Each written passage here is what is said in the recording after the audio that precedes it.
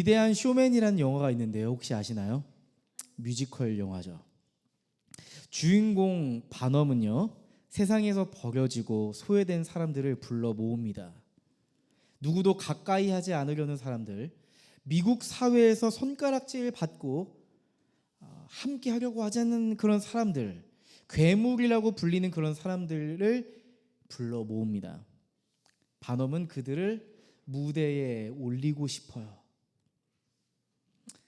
하지만 손가락질 받던 인생을 살던 이들은 용기가 없었어요. 우리가 할 수 있을까요? 우리가 무대에 설 수 있을까요? 그렇게 반엄에게 질문하는데요. 반엄은 이렇게 얘기해요. 당신들은 가치 있는 존재예요. 아름다운 사람들이에요. 할 수 있습니다. 함께 모인 사람들이 용기를 내어서 멋지게 무대를 만들어요. 그 공연에 사람들이 와서 박수치고 환호하면서 놀라움을 금치 못합니다. 하지만 무대가 끝나고 조명이 꺼지고 무대 밖에서는요, 비난과 조롱의 목소리가 아우성치는 거예요. 비난과 조롱으로 그 무대를 평가하는 거죠. 왜 저런 사람들이 무대에 올라오는 거야? 저건 예술이 아니야. 흉물이야. 이렇게 악평을 하고요. 평론가들도 부정적인 기사를 신문에 씁니다. 사회에서 외면당한 사람들을 멋진 무대를 만들어서 쇼를 만든 반엄에게 돌아온 건 뭐예요? 사람들의 격려와 응원이 아니라, 찬사가 아니라 아픈 상처였죠. 사람들의 조롱이었고 거절이었고 멸시를 받았어요. 반엄은요, 미국 사회 안에 있는 차별과 혐오를, 그 높은 벽을 체감합니다. 반엄은요, 딜레마에 빠져요. 맞아, 저들과 함께해서는 내가 성공할 수 없어. 저들이 아니라, 저런 하자 있는 사람들이 아니라 진짜 스타가 내게 필요해 라고 생각을 해요. 쇼맨 반엄은 딜레마에 빠진 거죠. 여러분, 우리도 이런 경험을 하지 않나 싶었어요. 누군가를 돕고 싶어서 손을 내밀었는데, 마음을 주었는데 돌아온 건 감사, 응원, 격려, 지지가 아니고 오해였고 상처였던 기억. 내가 왜 이를 선택했을까? 이게 맞는 일일까? 하면서 기껏 도와주고 마음에 상처만 남았던 기억이 여러분들에게도 있지 않았을까 싶습니다. 우리는 딜레마 속에서 이런 질문을 하게 되죠. 상처가 돌아올 걸 알면서도 도와주어야 할까? 이런 깊은 질문을 하게 되는 것 같아요. 오늘은요, 기껏 도와주었는데 상처만 남은 이들에게 주시는 하나님의 메시지예요. 빌립보에서 바울과 실라는요, 평소처럼 기도하러 가고 있었습니다. 그런데 그 길에 사람들의 이목을 집중시키는 한 여자를 만나요. 그녀의 행동은 범상치 않았습니다. 평범하지 않았습니다. 한눈에 봐도 제정신이 아닌 것을 알 수 있었어요. 그녀는 귀신 들린 상태에 있었습니다. 주위 사람들의 이야기를 들어보니까 저 여자는요, 귀신 들린 상태로 사람들의 미래를 점치는 일을 한대요. 당시 헬라, 로마 문화 속에서 점술은 굉장히 흔한 일이었답니다. 여러분, 사람들 안에는 누구나 어떤 마음이 있어요? 미래를 알고 싶은 깊은 심리가 있잖아요. 사람들의 그 미래에 대한 어떤 불안, 또한 갈망의 심리를 이용해서 미신적인 힘으로 돈을 버는 일을 했다 이거예요. 근데 여러분, 진짜 문제는 단지 그녀가 귀신 들린 상태에 있었다는 것이 아니었어요. 더 큰 문제는 뭔지 아세요? 누군가가 그녀의 불행을 이용해서 큰 돈을 벌고 있었다는 거예요. 누군가 그녀의 불행을 이용해서 그녀를 더 불행하게 하고 있었다는 사실이에요. 성경 그 사실에 대해서 주목합니다. 16절 말씀 보실래요? 귀신 들려 점을 치는 여종 한 사람을 만났는데 그는 점을 쳐서 주인들에게 큰 돈벌이를 해주는 여자였다. 이렇게 성경은 기록해요. 여러분, 이 여자가 원해서 그 일을 했던 것이 아니었던 것 같습니다. 고생은 그 귀신 들린 여자가 다 하고 돈은 누가 챙겨가요? 주인이 챙겨갔답니다. 사실 그녀가 악한 영의 지배에 당한 것도 최악의 일이지만 그것보다 더 최악인 건 그걸 이용해서, 귀신 들린 상태를 이용해서 미래를 점치도록 그녀를 고용한 사람들이 더 최악이지 않나 싶습니다. 그녀를 괴롭히는 악한 영, 악마, 이 악마의 존재, 이 악마에게 괴로움을 당하는 사람을 이용하는 더 악마 같은 사람들, 둘 중에 누가 더 최악이라고 생각하세요? 저는요, 후자 같아요. 악마 같은 사람들이 더 악마 같다는 생각을 했어요. 자신의 이익을 위해서 귀신 들린 여자를 이용해서 착취의 수단으로 삼고 있었으니까요. 그녀는 지금 두 겹의 속박 속에 살아가고 있습니다. 이중 속박이죠. 악한 영에 묶여 있을 뿐만 아니라 깨어진 세상의 착취 구조에 얽매여 있습니다. 고통당하고 있는 그 여자를 더 깊은 고통에 몰아넣고 있는 그런 어려운 상황이에요. 그녀는 단순히 귀신 들린 상태에 있는 불쌍한 여자가 아니에요. 깨어진 세상 속에 인간의 잔인한 욕심으로 인해 구조적인 착취를 당하는 희생자였단 말입니다. 저는 이 그녀의 사연을 들으면서 정말 도움을 주고 싶다는 생각이 들었어요. 만약에 내 주변에 이런 사람이 있다면 저는 정말 도움을 주고 싶다, 이런 생각을 했습니다. 너무 안타깝잖아요? 고통 중에 있는 사람을 더 고통 속에 몰아넣고 있는 이 더러운 현실. 어쩜 이럴 수가 있지? 탐사 취재라도 해서 언론을 동원해서 해결해야 되는 거 아닌가? 라는 생각이 들 정도로 심각한 일이 벌어지고 있었던 겁니다. 사실 이 귀신 들린 여자 이야기를 그냥 평면적으로 읽으면요, 나와는 전혀 관계없는 어떤 옛날 이야기라든지 성경 이야기로 들릴 수 있습니다. 하지만 곰곰이 이 말씀을 묵상하면요, 이 여자의 모습은 지금을 사는 현대인들, 젊은이들, 청년들의 이야기인 것 같다 생각했어요. 이 깨어진 세상의 자화상이기도 하고 우리 인생의 자화상인 것 같다는 생각을 했단 말이에요. 많은 사람들은 보이지 않는 힘에 얽매여 살아갑니다. 우리는 무언가에 지배당하며 살아갑니다.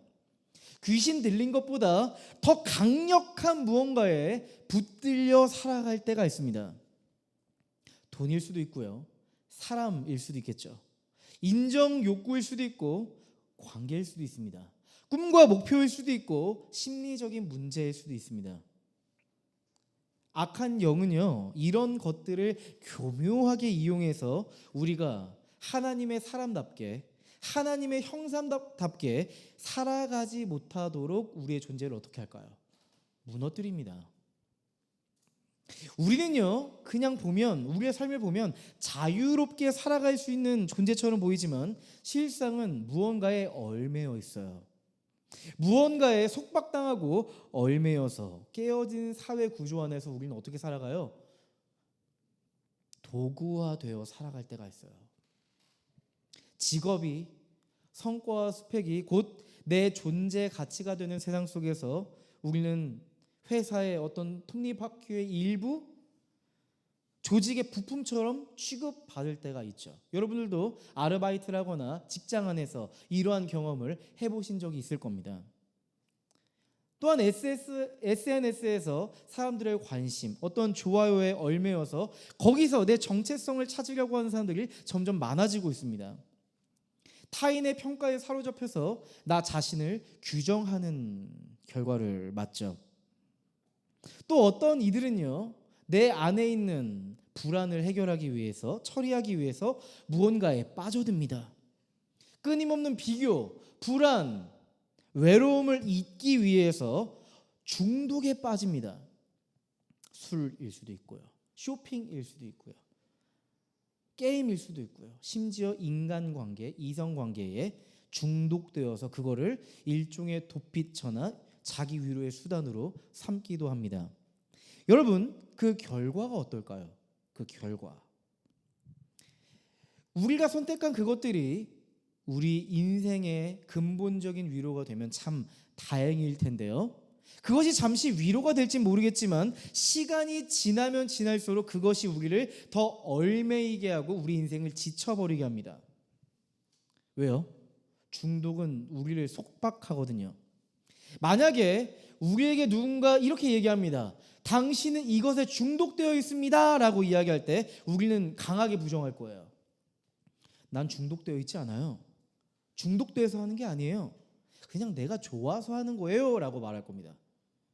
여러분, 우리가 그것에 중독되어 있다는 것을 확인하려면 어떻게 해야 되는지 아세요? 딱 한 가지를 보면 알 수 있습니다. 어떻게 하면 알 수 있을까요? 중단해 보면 압니다. 멈춰 보면 압니다. 그거를 멈춰 보는 겁니다.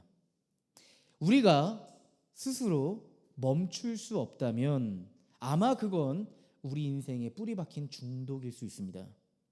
또 한 가지는요, 금단 현상입니다.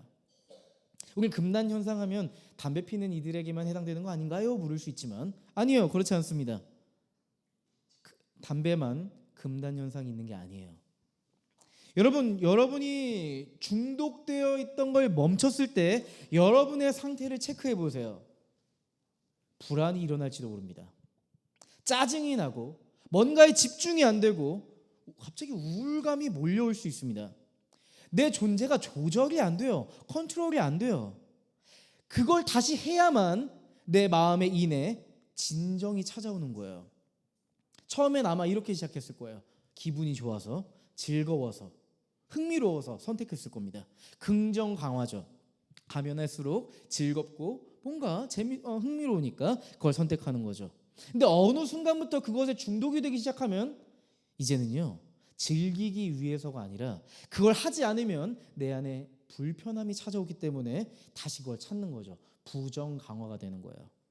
여러분, 이 정도 상태가 되면 선택의 주도권은 이미 우리의 손에 있는 게 아니에요. 겉으로 보기엔 내가 선택해서 하는 것처럼 보이지만 실제적으로는 금단을 피하려는 내 안의 불안이 내 삶의 지휘권을 갖습니다.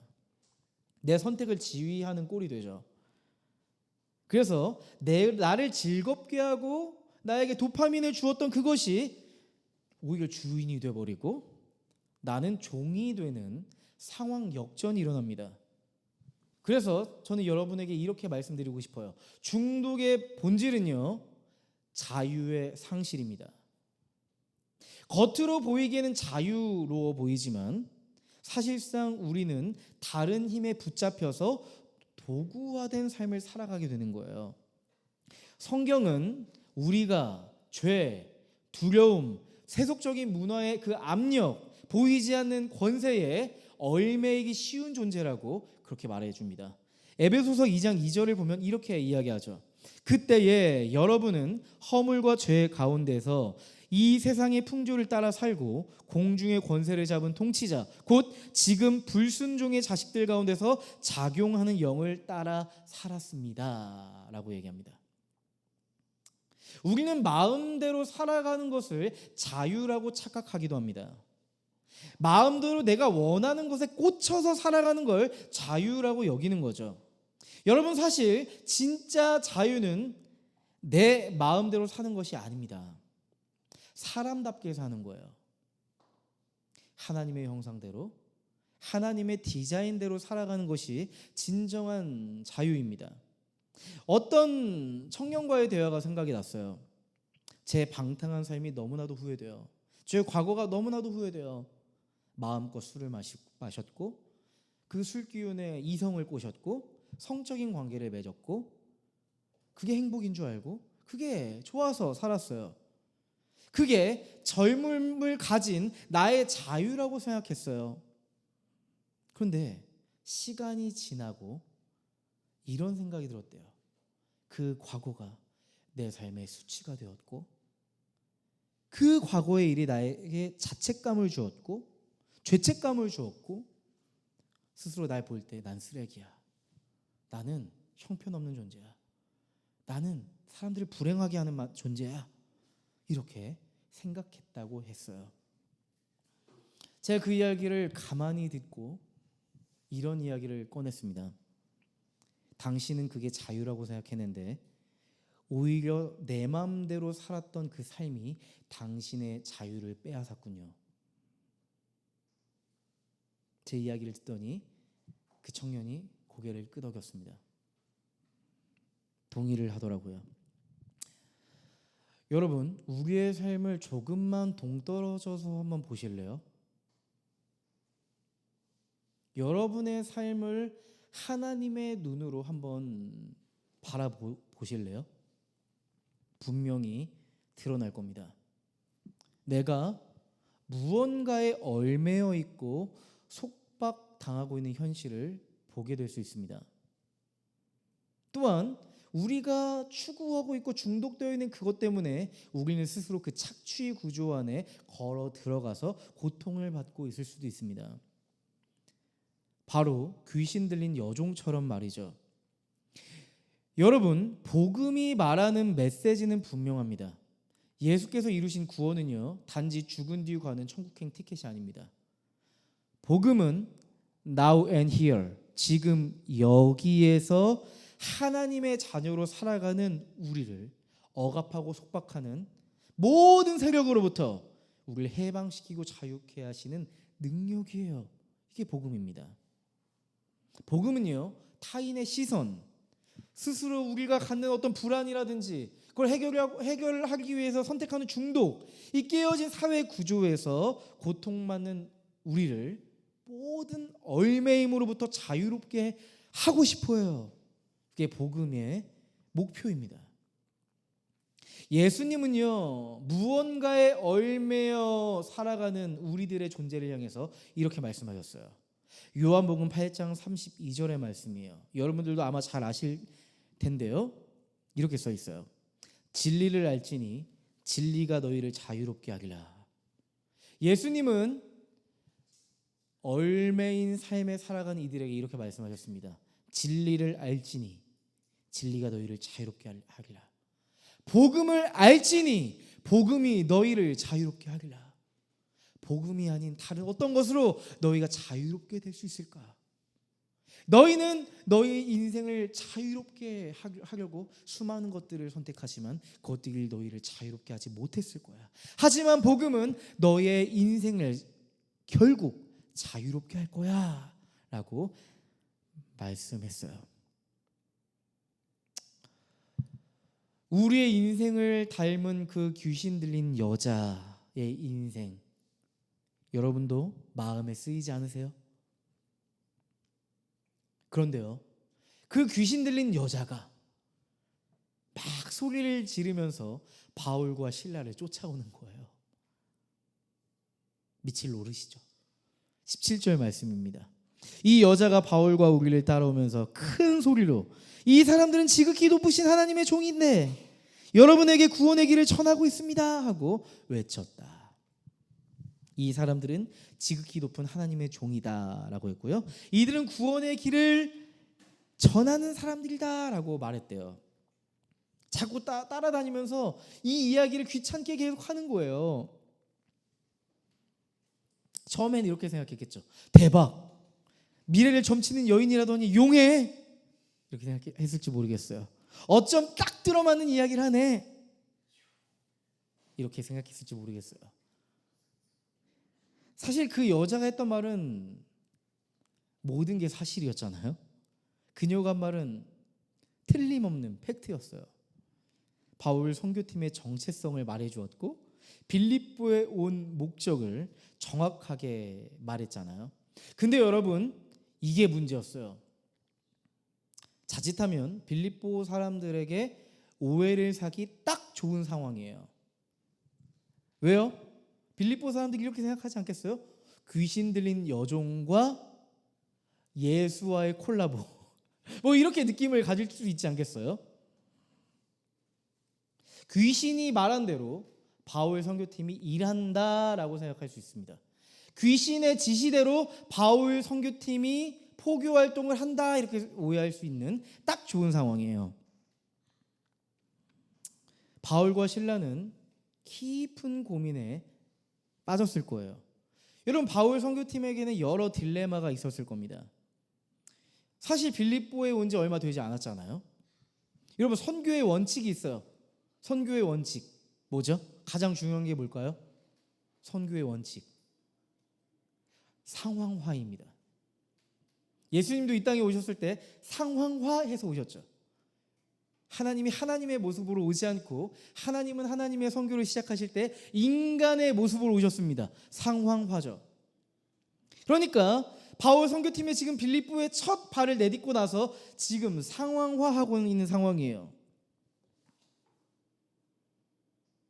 지금 여기서 상황화하고 있는 상황에서 논란을 일으켰다가는요, 어떤 위기가 찾아올지 모릅니다.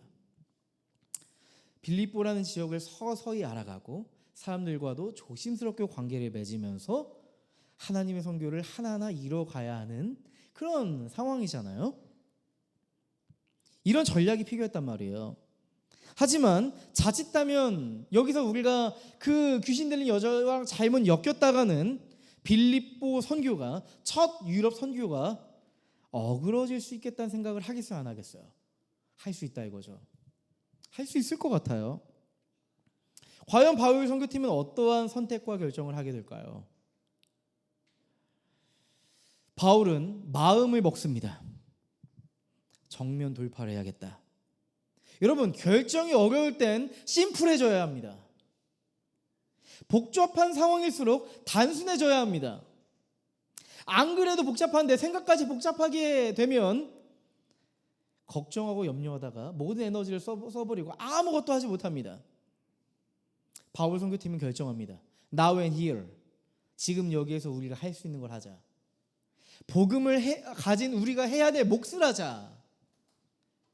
이 여자의 인생이 더 이상 악한 영의 지배를 받지 못하도록 하자.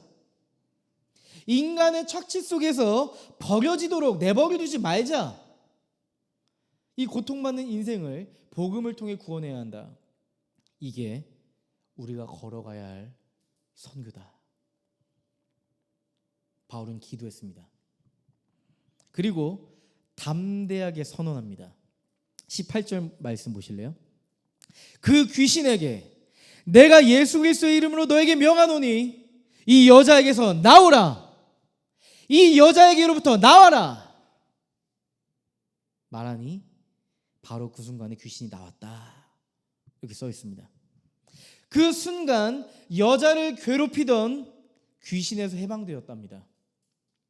그녀의 삶을 묶어놨고 지배했던 그 악한 힘이 떠나갔답니다. 오랫동안 그녀의 인생을 묶었던 속박에서부터 벗어났습니다. 그녀에게 이제 진정한 자유가 임했습니다. 하나님의 나라가 그 여자에게 임했던 순간이었습니다. 너무 잘된 일이죠. 너무 감사한 일이죠. 근데 더 감사한 일은 뭐예요?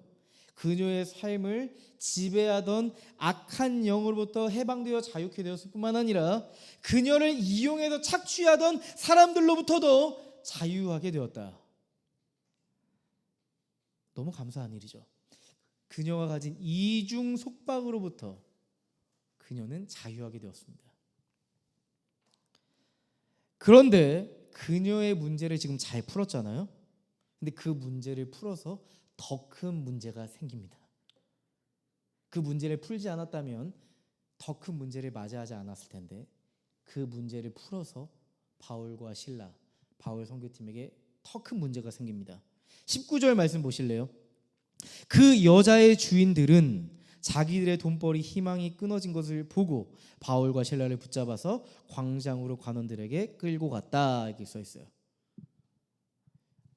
그녀의 주인, 그녀를 고용했던 악덕 고용주들이 이런 생각을 했대요. 자신들의 돈벌이 희망이 끊어진 것을 보고 라고 써 있어요. 그녀는 복음으로부터 소망을 얻었지만 이 사람들은 그녀를 어떻게 보고 있어요? 돈벌이 수단으로 봤어요. 그녀는 인격적 존재가 아니라 그저 돈벌이 수단이었던 겁니다. 여러분, 함께 일하던 사람이 고통을 겪었고 그 고통으로 또 회복되었다면 새로운 일을 시작하도록 도와주는 것이 인간의 도리이거늘, 이게 뭔가요? 자신의 돈벌이가 사라지니까 열을 내고 있습니다. 귀신 들린 여자를 이용해 먹고 살던 이 악덕 고용주가 현 상황을 보고요, 분노를 금치 못합니다. 분노합니다. 자신에게 많은 수익을 가져다 주던 그 귀신 들린 여자가 멀쩡해졌으니까 먹고 살 일이 사라졌대요. 얼마나 화가 났던지 그 길로 바울과 실라를 찾아가서 멱살을 잡고 관원들에게 끌고 갑니다. 광장으로 끌고 갔대요. 그녀의 인생에 자유를 주었던 바울 선교팀은요, 자유를 뺏기는 공경에 처하고 맙니다. 바울과 실라는 큰 위기에 봉착합니다. 21절 말씀 보시면요, 이렇게 써 있어요. 이 사람들은 로마 시민인 우리로서는 받아들일 수도 없고 실천할 수도 없는 부당한 풍속을 선전하고 있습니다 하고 말하였다. 여러분, 바울과 실라는 사실 상을 받아 마땅한 것 아닌가요? 한 사람을 자유케 한 상, 노벨 평화상은 아니겠지만 예수 평화상 이런 걸 받아야 될 것 같지 않아요? 빌립보 평화상 이런 걸 받아야 될 것 같은데, 바울과 실라는 상이 아니라 뭘 받아요? 벌을 받게 생겼습니다. 제목은 이거예요. 유대인들이 우리 성을 혼란스럽게 하고 있다. 부당한 풍속을 우리에게 전달하고 있다. 이렇게 말하죠. 로마 사회를 혼란케 한다는 명목이었습니다. 근데 더 최악의 일들이 일어나요. 22절 말씀 보실래요? 무리가 그들을 공격하는 데 합세하였다. 그러자 치유관들은 바울과 실라의 옷을 찢어버리고 그들을 매로 치라고 명령하였다 써 있어요. 순식간에 빌립보 여론이 바울과 실라를 향한 분노로 만들어집니다. 불타오릅니다. 치유관들은 그들의 옷을 찢어버리고 매질을 명령합니다. 여러분, 바울과 실라의 운명이 어떻게 될까요? 23절 24절의 말씀이에요. 이 명령을 받은 부하들이 그들에게 매질을 많이 한 뒤에 감옥에 가두고 간수에게 그들을 단단히 지키라고 명령하였다. 간수는 이런 명령을 받고 그들을 깊은 감방에 가두고서 그들의 발에 착고를 단단히 채웠다. 그들은 수없이 많이 맞은 후에 감옥에 갇히고 말았답니다. 귀신 들린 여자를 자유케 했지만 결국 그들은 자유를 빼앗기고 말았습니다. 정말 기가 막힌 일 아닌가요? 귀신 들린 그 여자의 인생과 귀신 들린 그 여자의 인생과 바울과 실라의 인생이 상황 역전된 것처럼 보이지 않으세요? 자유를 주었더니 자유를 뺏기는 아이러니를 경험하고 있습니다.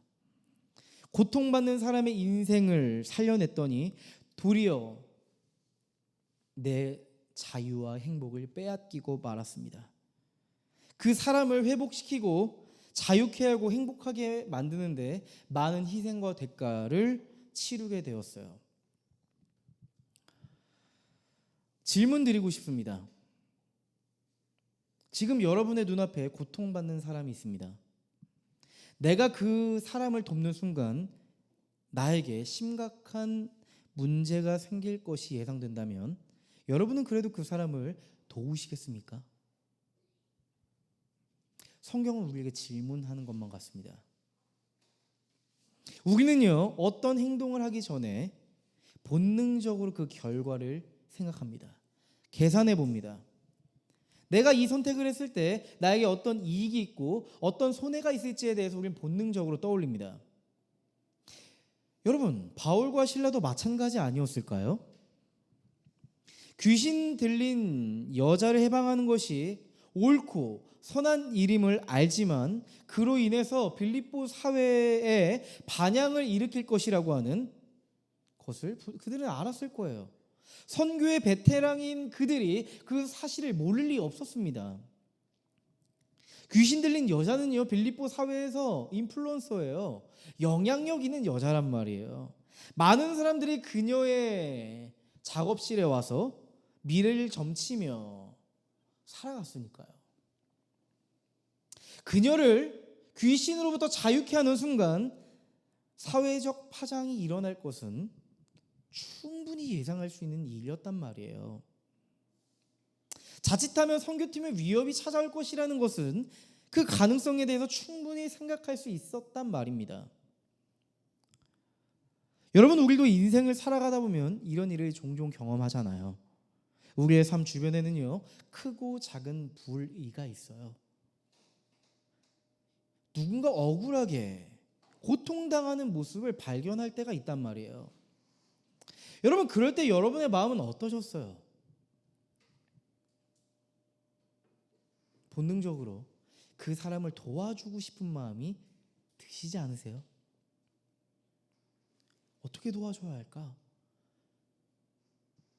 하나님 앞에 기도하게 됩니다. 하나님, 저 사람을 도와주세요. 제가 어떻게 도와야 할까요? 그 기도하는 도중에 이런 생각이 들지 모릅니다. 내가 괜히 나섰다가 나에게 피해가 오는 건 아닐까? 괜히 참견했다가 불편해지는 거 아닐까? 저 사람에게 도움이 될지 몰라도 내가 저들로부터 매장당하는 건 아닐까? 이런 생각을 하게 되잖아요. 특별히 불의한 일에 대해서 많은 사람이 암묵적으로 동의하고 있을 때, 많은 사람들이 가담하고 있을 때 우리는 잘못된 것을 바로잡을 용기가 생기기 어려울 겁니다. 내가 나서도 어떻게 할 수 없을 것만 같으니까요.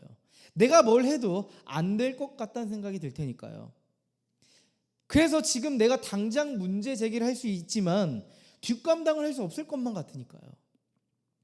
우리는 그때 뭐가 옳은지 분명히 알지만 하나님 나라를 위해서 내가 마땅히 해야 할 사랑과 정의의 모습이 무엇인지 알지만 내 삶에 닥칠 불이익이 두려워서 모른 척하고 지나쳐 버릴 때가 있습니다. 그러고 나서 우리는 이런 생각을 하게 되기도 하죠. 나는 지혜로운 선택을 한 거야. 괜히 휘말리지 않는 게 낫지. 그렇게 스스로를 위로하기도 합니다. 그렇게 불의한 일을 간과해버립니다. 그때 불의함은 그 자리에 그대로 남아져 있습니다. 그 사람의 문제는 계속되고 또 다른 피해자가 나올지도 모르고요. 또 그 피해자가 내가 되지 않으리라는 법도 없죠. 우리는 복음으로부터 비롯된 사랑과 정의를 소유하고 있습니다. 하지만 그걸 사용하는 것에 때로는 주저할 때가 있지 않나 싶어요. 불의를 진압할 수 있는 힘이 우리에게 있지만 우리는 그 힘을 갖고 있다는 걸 망각할 때가 있단 말이에요. 여러분, 우리는 신앙생활하면서 이런 질문을 던질 때가 있습니다. 복음의 능력이란 뭘까? 그 복음의 능력이 이 깨어진 세상, 악한 세상에서 통용이 될까? 하나님 나라가 임한다는 게 뭘까? 하나님의 나라는 죽어서 경험하는 거 아닐까? 복음? 하나님의 나라? 그거 그냥 교회 안에서만 떠드는 이야기 아닌가? 그거 예수님이 과거에 하셨던 일 아닌가? 그거는 제자훈련 받고 교리를 교육 받을 때 말하는 개념일 뿐이지. 교리가 그런 거지. 이런 생각을 하면서 우리가 소유하고 있는 하나님 나라 복음을 우린 과거형으로 만들어 버릴 때가 있어요. 그냥 교회 안에서만 통용되는 종교적 용어로 치부해 버릴 때가 있단 말입니다. 내 삶과는 동떨어진 개념으로 치부해 버리는 거죠. 아니요. 복음의 능력이 없어서가 아닙니다. 하나님의 나라가 그냥 교리적 개념이어서가 아닙니다. 우리가 고통당한 이들의 현실을 외면할 때, 불의를 외면할 때 우리는 하나님의 나라가 임하는 것을 경험할 수 없습니다. 내 앞에 고통받는 사람이 있음에도 불구하고 외면해버릴 때 복음의 능력은 우리의 삶 속에 결코 드러나지 않을 겁니다. 여기에 우리가 붙잡아야 할 복음의 본질이 있어요. 목사님, 우리가 부딪힌다고 뭐가 달라져요? 괜히 내 인생만 손해보고 꼬이는 거 아니에요? 그렇게 저에게 질문하실지도 모르겠는데요. 맞아요. 괜히 나섰다가 사람들의 문매를 맞을 수 있습니다. 너만 잘났어? 하는 비난을 받을 수도 있습니다. 사람들이 우리를 외면할 수도 있습니다. 그런데요, 복음은 상황 역전의 메커니즘을 통해서 전달됩니다. 대가 지불 없이는 진짜 회복과 변화가 일어나지 않습니다. 아무런 희생 없이는 회복과 변화가 일어나지 않습니다. 여러분, 교회 공동체 안에는 복잡한 관계가 얽혀 있어요. 직장 안에는 복잡한 관계가 얽혀 있어요. 그런데요, 눈으로는 잘 보이지 않아요. 왜요?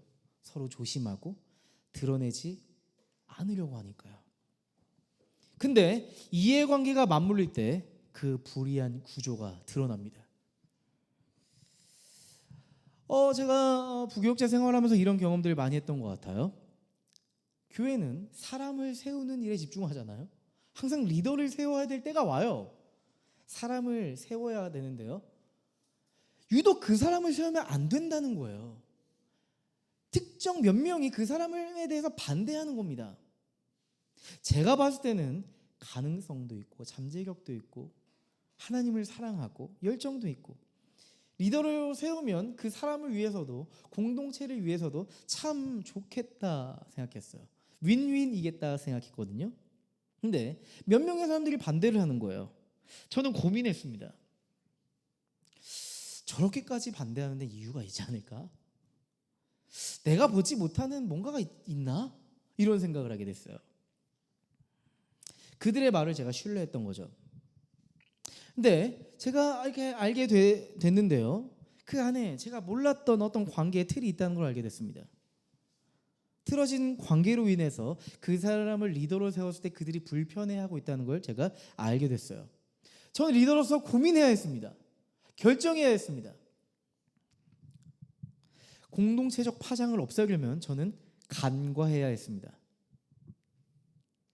그 사실을 알고도 모른 척 해야 했습니다. 근데 제 안에서 이런 생각이 들었어요. 사적인 감정으로 공적인 일을 처리하는 건 하나님의 나라답지 못하다. 그거는 결코 정의롭지 못한 일이 아닐까 생각했습니다. 저는 어렵게 설득해서 그 친구를 리더로 세웠습니다. 그 친구를 반대하는 사람들의 컴플레인을 들었습니다. 잘못된 선택이라고 했습니다. 관계의 냉각이 일어나기 시작했습니다. 힘든 시간이었죠. 근데 그 관계의 얽매임을 해결하기 위해선 결국 내가 그 관계 속으로 들어가야겠다 생각을 했습니다. 여러분, 관계를 회복하기 위해서는 함께하는 시간이 필요하잖아요. 불편하더라도 동행해야 되는 순간들이 있습니다. 내가 그 관계를 풀어갈 수 있도록 내가 할 수 있는 역할을 해야겠다 생각했습니다. 좋은 의도와 목적으로 시작했지만 상당히 힘든 시간이었습니다. 실제로는 그렇게 제 생각처럼 쉽진 않았어요. 그 일로 인해서 저를 원망하는 이들이 생기기 시작했습니다. 저에게 대해서 불편한 감정으로 대하는 걸 제가 느꼈습니다. 저도 마음이 복잡해졌어요. 내가 이러려고 이렇게 했던 건 아니었는데 이렇게 생각이 들더라고요. 정말 긴 시간처럼 느껴졌습니다. 그 끝에 차라리 내가 이런 선택을 안 했으면 어땠을까, 그런 생각을 했어요. 여러분, 하지만 고통 속에 기적이 일어나는 법이죠. 어느 날 서로가 서로를 위해서 기도하고 있는 장면을 봤어요. 집회 때였는데요. 서로가 서로를 위해 손을 잡고 기도하고 눈물 흘리면서 서로를 위해서 기도하는 거예요. 나중에 물어보니까 서로가 서로에게 용서를 구하는 시간을 가졌다고 그렇게 이야기를 하더라고요. 나중에 알았죠. 저는 놀랐습니다. 드러낼 수 없었지만 확연히 보이는 그 관계의 응어리가 해결되었다는 것을 발견했던 시간들이었어요.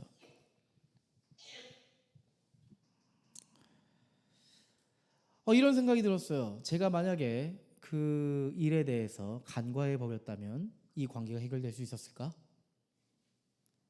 내가 그 불편한 시간들을 선택하지 않았다면, 내가 대가 지불하지 않았다면 결코 풀 수 없을 것만 같았던 그들의 관계, 이 관계의 문제를 해결할 수 있었을까?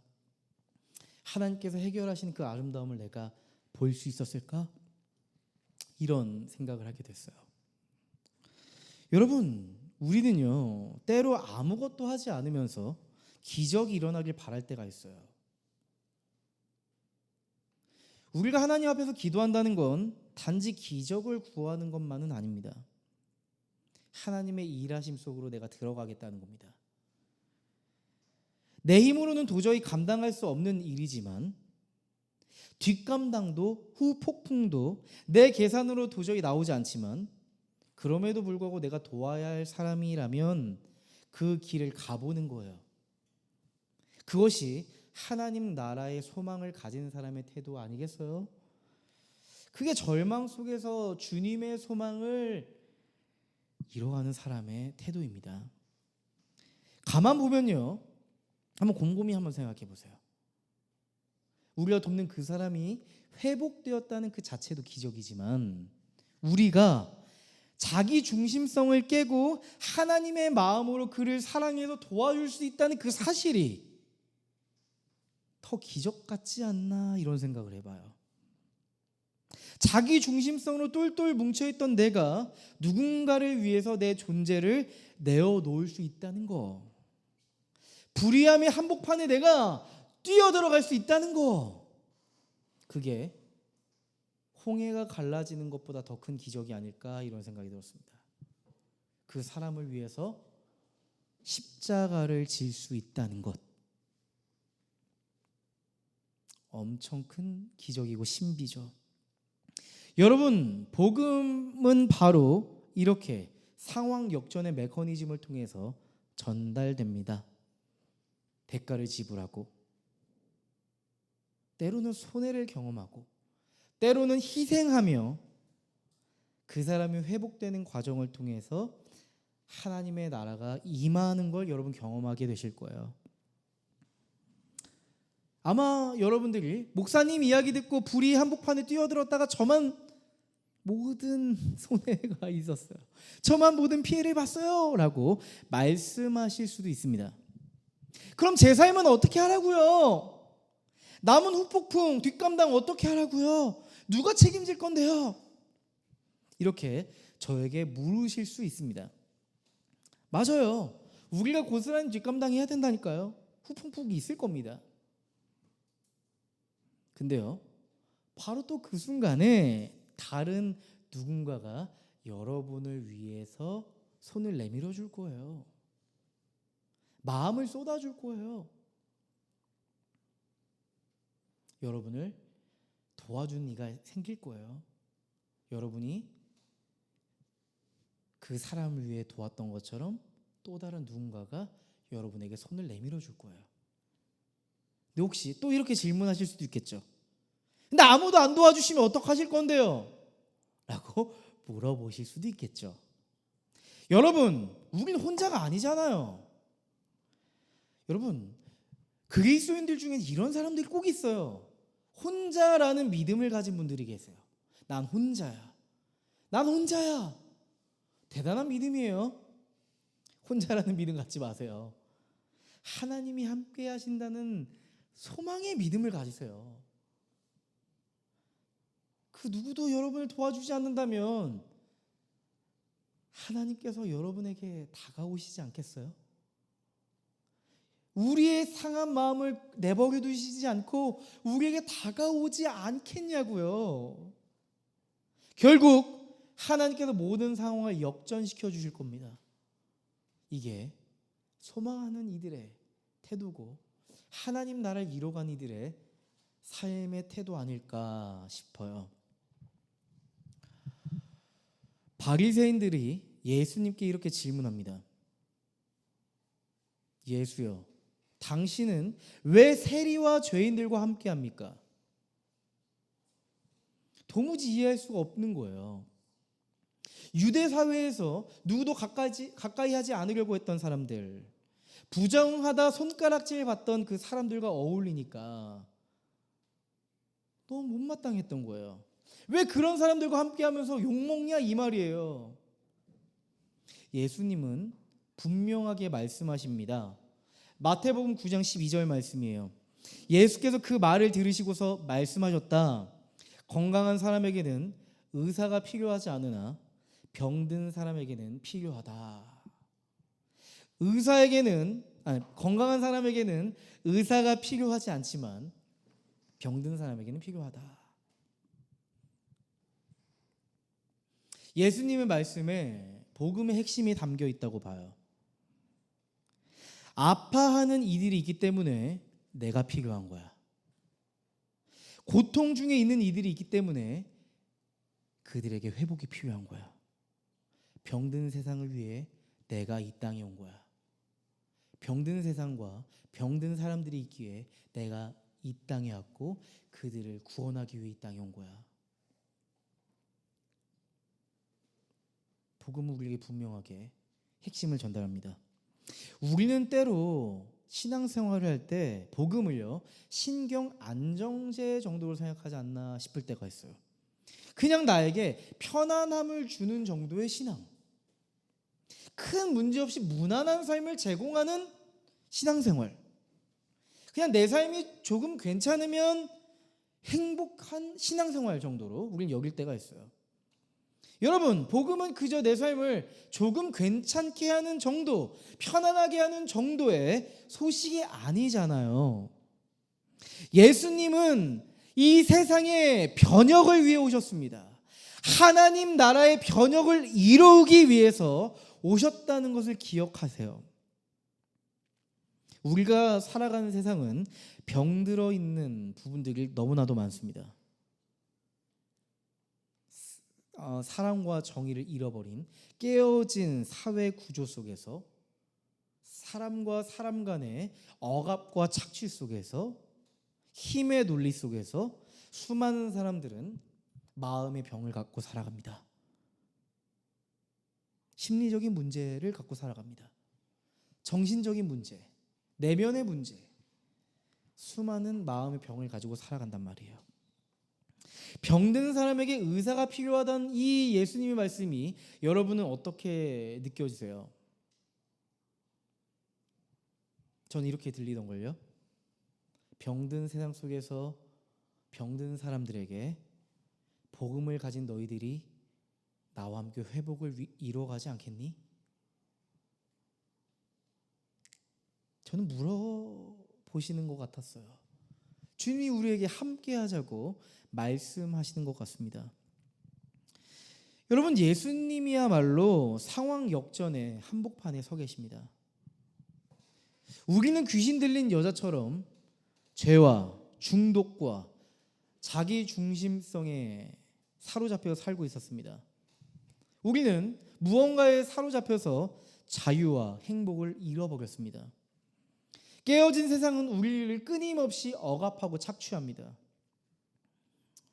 우리는 세상 속에서 마음에 병이 들어 그렇게 인생의 길을 걸어가고, 또 내 주변을 둘러봐도 그런 인생을 살아가는 이들, 마음의 병을 가진 이들이 너무나도 많아요. 어렵지 않게 찾아볼 수 있습니다. 심리적인 문제, 정신적인 문제, 관계의 문제, 죄책감의 문제, 자존감의 문제, 결국 죄에서 파생한 모습들이죠. 그런데 그 누구도 도우려 하지 않아요. 그 누구도 해결하지 않아요. 그 누구도 책임질 수 없는 일이니까요. 그런데 예수님은 고통에 신음하는 우리의 존재를 위해서 다가오셨습니다. 상황 역전의 모습으로 말이죠. 영광스러운 하나님이 인간의 모습으로 오셨습니다.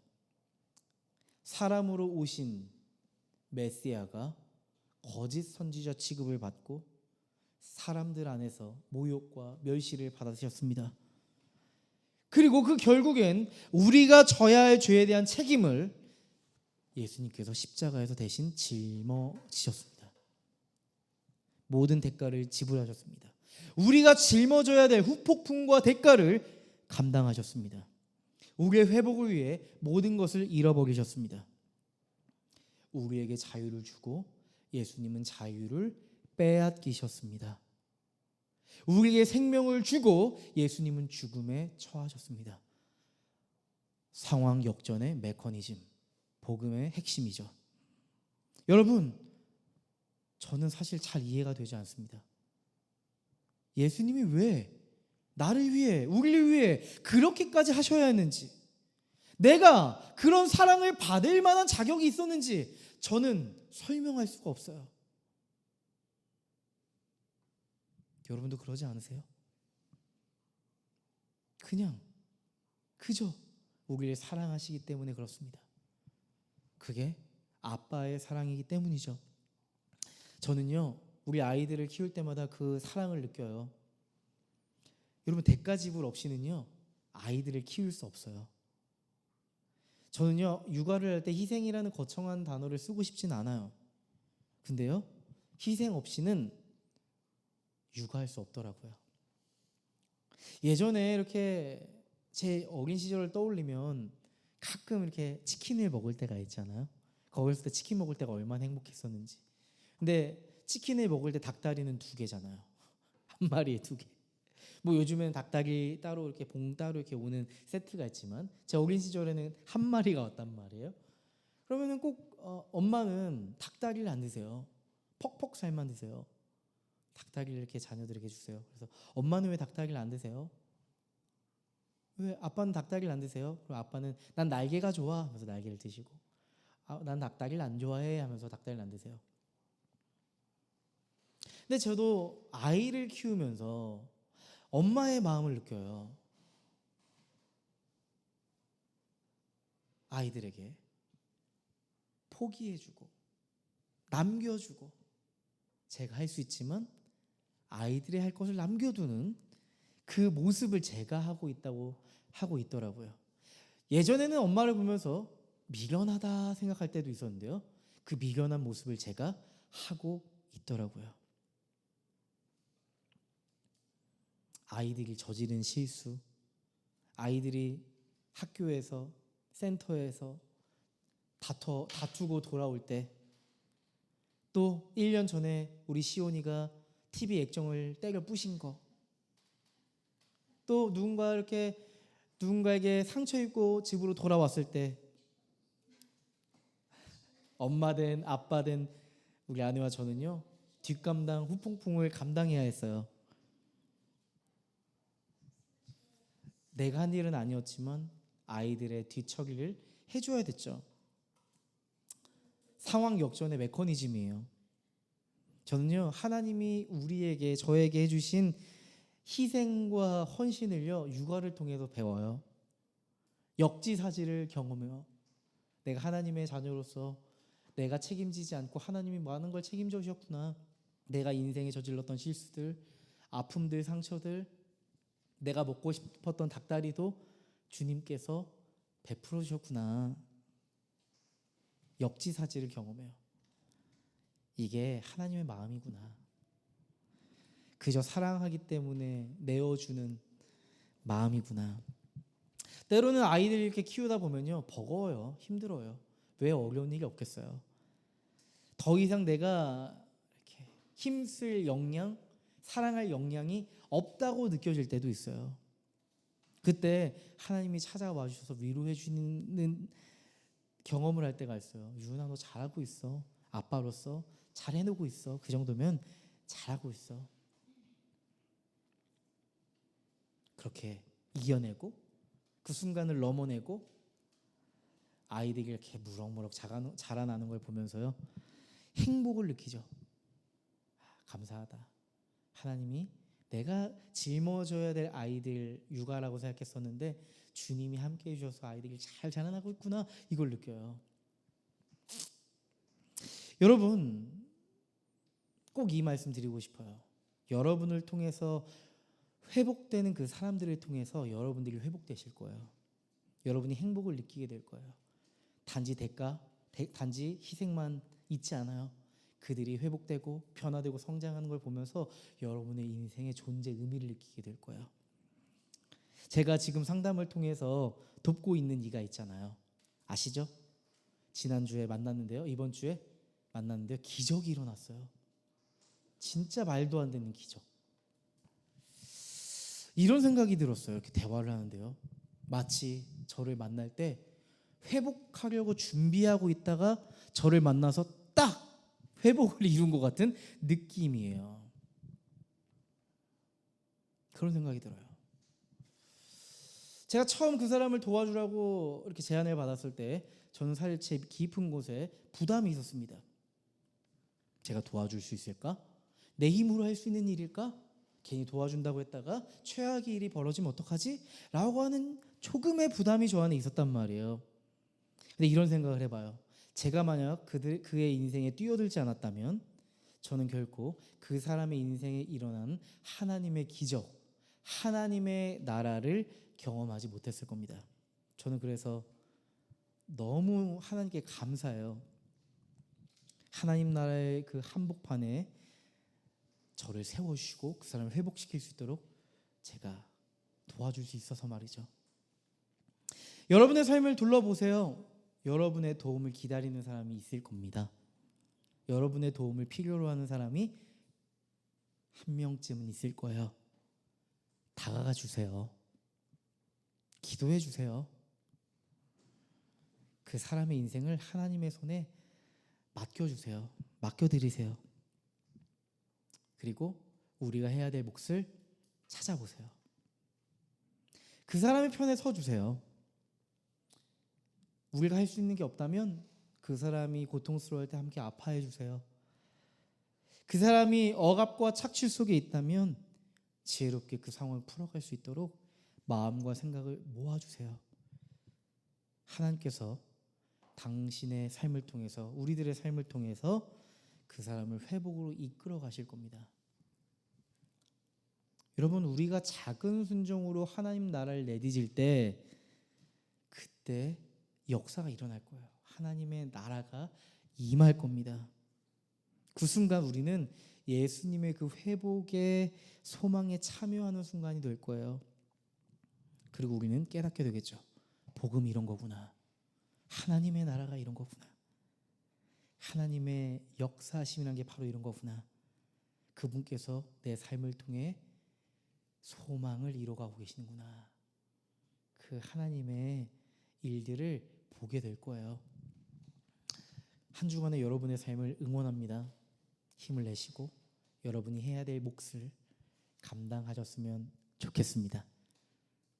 화이팅! 힘내세요.